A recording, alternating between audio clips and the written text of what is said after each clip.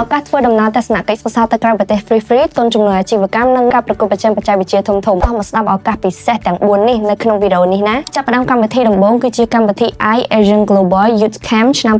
2026នេះគឺជាជំរំយុវជនអន្តរជាតិស្ដីពីសន្តិភាពនិងការអភិវឌ្ឍប្រកបដោយជីវភាពដែលធ្វើឡើងនៅថ្ងៃទី10ដល់ថ្ងៃទី14ខែសីហាឆ្នាំ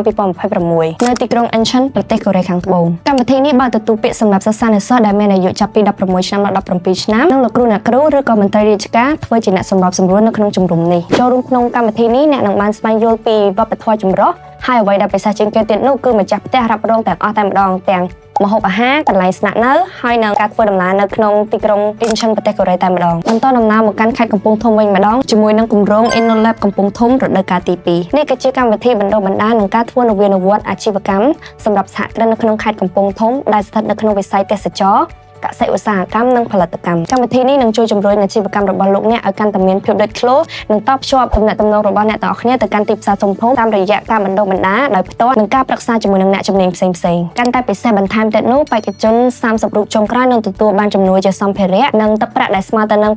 $750និងពានរង្វាន់សម្រាប់ជ័យលាភី3រូបថែមទៀតផងសម្រាប់យុវជនដែលស្រឡាញ់វិស័យបច្ចេកវិទ្យានវានុវត្តន៍កម្មវិធី Touring Hackathon Cycle 10នឹងបិទទទួលពាក្យនៅក្នុងពេលឆាប់ៗនេះជាកម្មវិធីប្រកួតប្រជែងបង្កើតដំណោះស្រាយ Digital ដើម្បីជំរុញនវានុវត្តន៍សហគ្រិនភាពសម្រាប់យុវជនជំនាន់ក្រោយកម្មវិធីនេះបើកទូលាយសម្រាប់បុគ្គលម្នាក់ៗឬជាក្រុមដែលមានសមាជិកមិនលើសពី5នាក់ដែលមិនកំណត់អាយុឬក៏ភេទឡើយចុងក្រោយបង្អស់គឺជាឱកាសដ៏វិសេសវិសាលសម្រាប់ Startup Founder ជាមួយកម្មវិធី Startup Exposure Trip to Indonesia